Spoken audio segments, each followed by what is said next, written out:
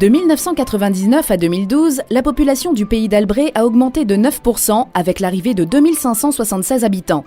Cette population s'est principalement implantée autour de Nérac, au cœur du pays d'Albret. Le tissu urbain s'est également étendu sur les communes de Lavardac, Vianne, Saint-Laurent, Buzet-sur-Baïse ou encore plus au sud, Mézin. Les régions boisées occupent la partie ouest du territoire. Les zones agricoles, quant à elles, se sont davantage développées dans l'est du pays d'Albret. La viticulture est présente sur tout le territoire avec plusieurs appellations. Le pays d'Albret doit faire face à un véritable enjeu.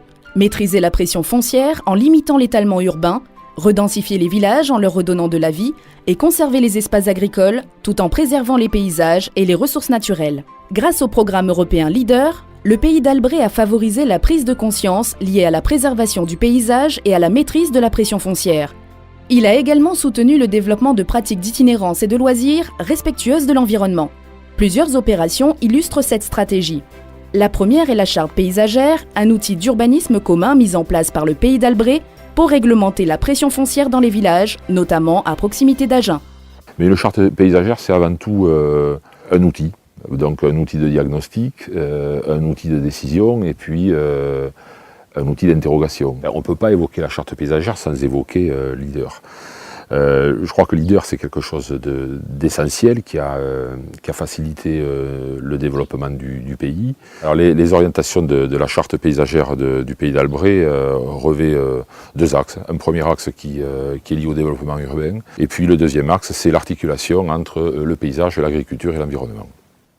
On ne réussira pas le pari du Grand Albret et de l'application de la charte paysagère si on n'est pas capable de mobiliser par une bonne communication les différents acteurs qui sont intéressés par cette charte. Mais il faut surtout évoquer le rôle prépondérant des élus. Je crois qu'ils ont un rôle important à jouer. Il faut qu'ils s'approprient surtout ou se réapproprient cette charte.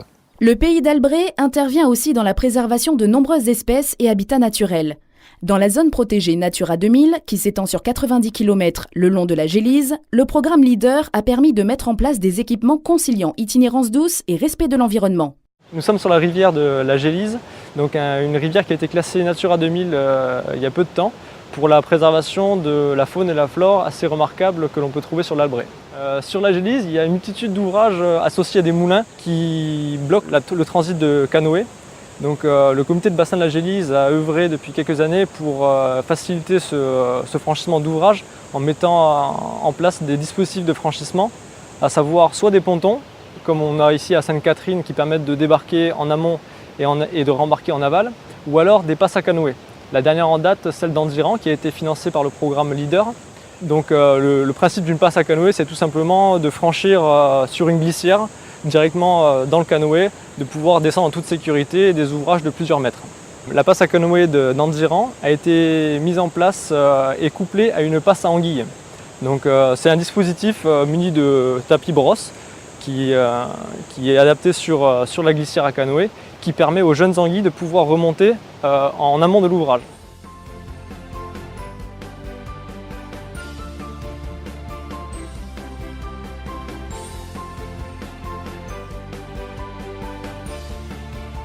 Nous sommes à Bruches, sur le site de la pisciculture de la Fédération départementale pour la pêche et la protection du milieu aquatique, donc de Lot-et-Garonne.